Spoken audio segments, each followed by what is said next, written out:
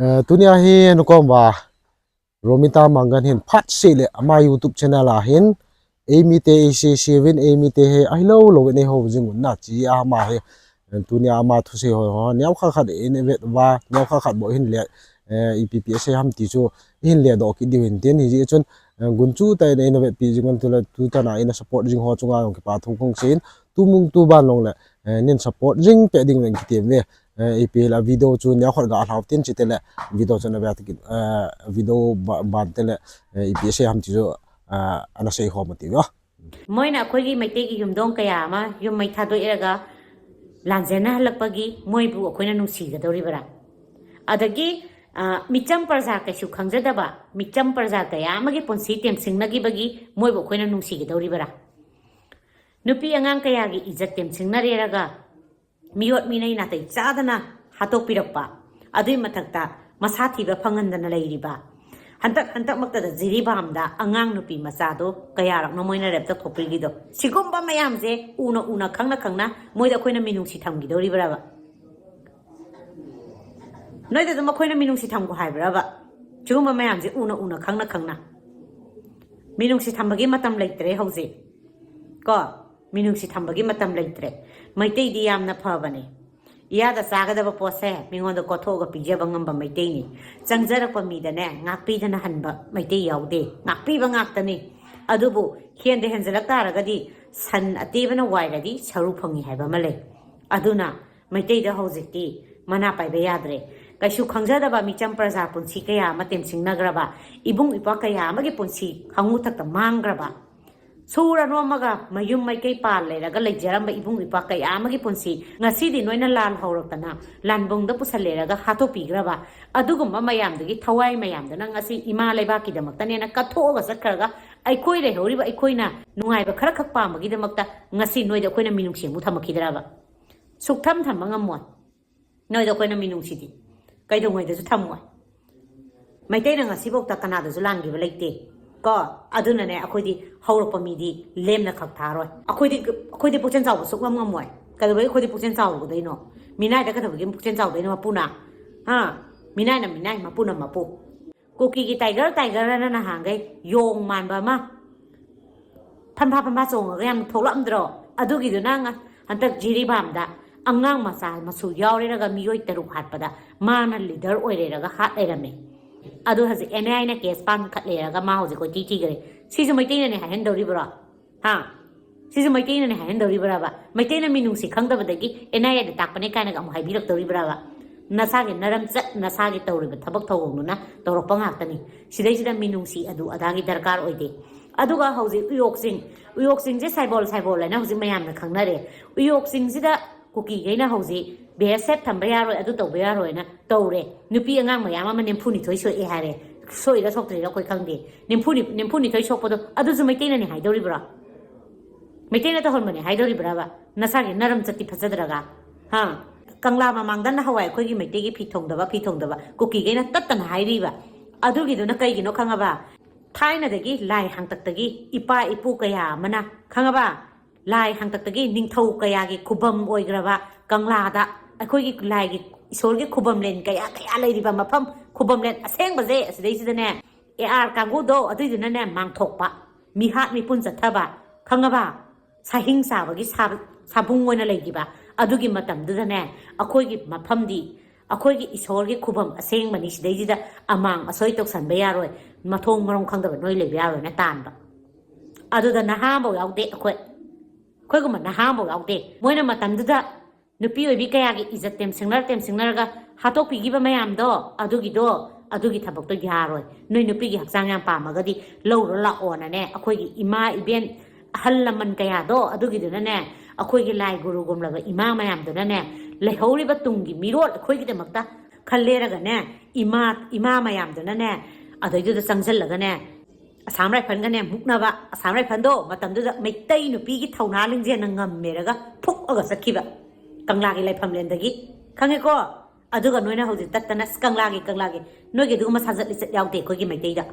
noina khangjan ga da amana aduga engoda minung si chawwa minung si pikpa aduga amata thamakano noina khoi hat ke hanala aga khoi na minung si thamga da laite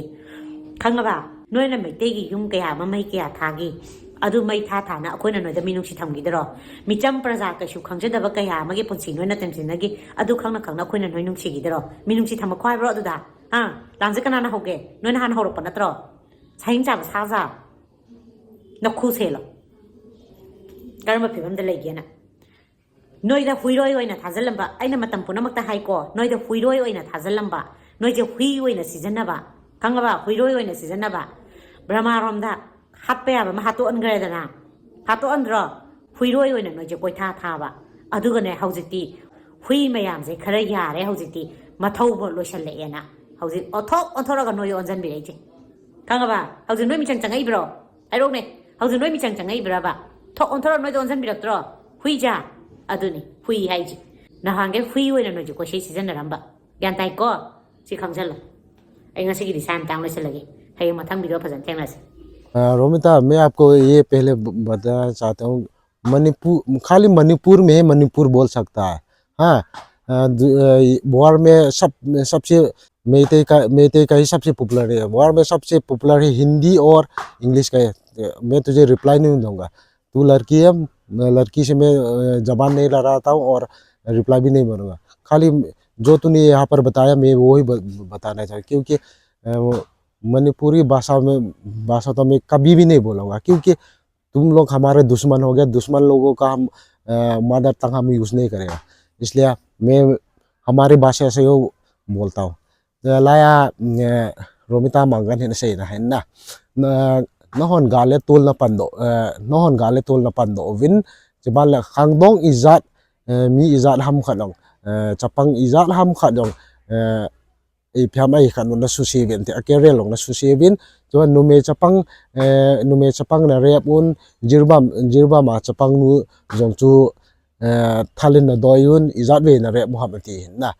जिरबा मा चपंग की दोय की तिवांग हे के वांग हेर खालो हे ने अमा से ना हे उमनान चपंग नु हे मे थला दोयवा इजात वे ना रेप मोहम्मती ना ला हे ना छो वांग के वांग चु थिंगता छो चु अमान फु थो दिंग कता सन ना जबाला से ना जोंग हे मचादंग से हे इजात वे ना रे मम हिचा ना ने बोल hi इबोला ना होन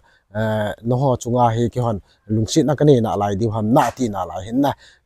जबाला से कि ना मेते ते मी फा खे विन ना गाति मेते ते मी फदाना गा कि से इलोलु इतनवेन आयलो ले पी फ्याम बॉल ना मेते ते मी फा खे विन ती ना ला नहन मेते ते का फत मनवा कबिल वा ने kai ले जोंग लेव चुन तुनवांग की दोय मोमोंग तलो दी हेती हे ना मेते ते मिलुंग सी टीम मिलुंग लेन नमी ते कही जी वा कुकी होन सहेम तो बंग ही वे ती हे ना कुकी ते सहेम तो बंग आएगा ते के ना लाइन चिबाले असे के ना नि पिसे हम दे चुले इपथेन उन ए लुंगसी जी वा अमीते 2007 कुमा AR hon ase 2007 e kangla boy naw ase hin na chang chun nupi ho ai lo le inu tew ite ona pan ha na zal wa chu hi chan ge a chu ana no do zo bo hi bin ku chana he pan anala zal wa kanglang tu chana he koi ma chaum the ta lo hen se इसे तबंग चन गया है नूतेन पन्ना हेंती चिची रोमिता मंगन हें thing तांगा किसेले तु चुंगा साइ बोल लगा इनु तेव की फिनांग चे इशु पिनु आइलोले खत्या दिंगा इनु खत्नियागा इनु हेन अमांग चुम नान चे फिम संकोल हो बोके जो लिमहु वायरल मा इंगा छोना सन जो मा हेन इपि फिम हेलो लो वा गा ngो ना ला हेन ना छोना सना जो रोमिता हेन फिम अमा होय मिकिजु ते ति तबंग हन Thiel खालोंग YouTube channel la na sei khai na hyong la ama ya se yong le ama thu chu thula di pu na twa ga se no hindi pawa khan sei dio Romita ये आप पहले सुनो जब तुम लोगों ने हमारे आदमी दाविद को भी उसका गला भी काटा था ना तुम लोगों ने तब तुम्हारा इंसाफ कहाँ पर था ना तो कि यहाँ पर तू क्या बकचोदी कर रहा है तू इंसाफ ही मांगता रहा जब हम लोग यहाँ पर मणिपुर जब ये स्टार्ट हुआ था तुम लोगों ने कार वॉश पर हमारा 2 बहनें को भी आप लोगों ने रेप करके मारा हुआ था, और जो एक लड़की को तुम लोगों ने परेड पर कर आप लोगों ने रेप वगैरह भी करा, और जिरबाम पर भी हमारा एक बहन को भी तुम लोगों ने उसका सर भी उसका ब्रेन भी निकाल कर दूसरा जगह पर रखा हुआ है। तो अब तुम लोगों ने इतना हम लोगों का जुर्म किया, मगर हम लोगों पर हम लोगों की क्यों झूठ मूठ से आप लोग कुकी ने ये करा, कुकी ने वो करा, आप लोग तुमने क्यों तुम्हारा चैनल पे क्यों झूठ मूठ बात करता रहता है? अगर आपको सच्चाई नहीं मालूम तो सच्चाई पता करो, किसके वजह से ये वार स्टार्ट हुआ, किसके वजह से ये दंगा फसाद मणिपुर पे चल रहा है। अगर तुझे सच्चाई मालूम नहीं है तो तुझे ऐसा घूम फिर के बात मत करो। ज़्यादातर तुम लोगों ने हम लोगों को मारे, ज़्यादातर तुम लोगों ने हमारे चार्ज वगैरह और घर भी जलाया, और तुम लोगों ने हमारा चार्ज 500 जैसा जलाया हुआ। तो ये कहाँ का इंसाफ है कि नहीं? तू अगर तुझे सच्चाई मालूम नहीं है तो घूम फिरा कर ऐसा बात मत करे। मैं यही कहना चाहता हूँ। ये तेरे यूट्यूब पर भी जो तूने कहा वो सच्चाई नहीं होगा ना। 20% तो तेरे तूने रखा हुआ है सच्चाई होगा, मगर ये गलत बात है। मगर ये तू मणिपुरी लोग कभी भी सच्चाई नहीं बताते। तुम लोग खाली झूठ पे झूठ बोलता रहता हो ना। ये मैं कहना चाहता हूँ। मुझे रिप्लाई मत देना, मैं तुझे दोबारा रिप्लाई नहीं करूँगा। ये तक मैं कहना चाहता हूँ। आप लोग ये तक वीडियो बनाता हूँ। आप लोगों को अगर मेरा वीडियो अच्छा लगा तो लाइक शेयर सब्सक्राइब भी कर दीजिए। आज के लिए इतना तक ही करता हूँ।